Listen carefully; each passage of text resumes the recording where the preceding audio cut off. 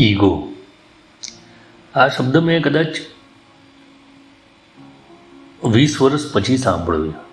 બાકી મને ખબર નહોતી ઈગો એ શું છે 20 વર્ષ સુધી. ઈગો એ હ્યુમન માઇન્ડનું સૌથી કપટી ઇલ્યુઝન છે. લાગે છે કે તમે શક્તિશાળી છો, પણ અંદરથી તમે ભયભીત, ઇનસિક્યોર, ફ્રેઝાઇલ છો.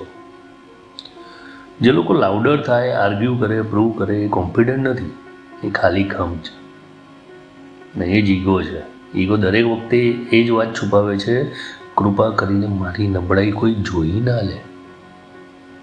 ઈગોવાળો માણસ છે ને સત્ય સાંભળી શકતો નથી, કારણ કે સત્ય છે ને તેની સેલ્ફ ઇમેજ તોડી નાખે છે.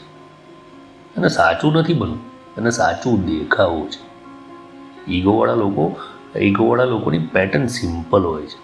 They push people away, then blame people for living, they destroy trust, then cry for loyalty.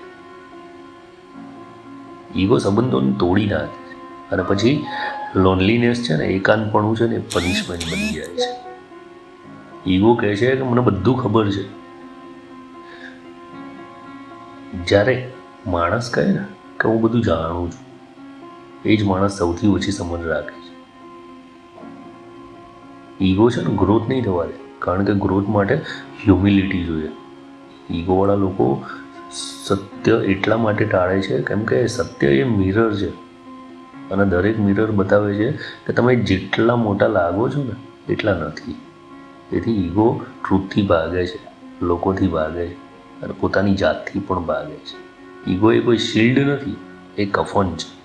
જે લોકોને તમે હારવાનો પ્રયાસ કરો છો ને, એ તમારું કંઈ બગાડતા નથી, પણ તમારું ઈગો છે ને એ તમારું બધું બગાડી જશે.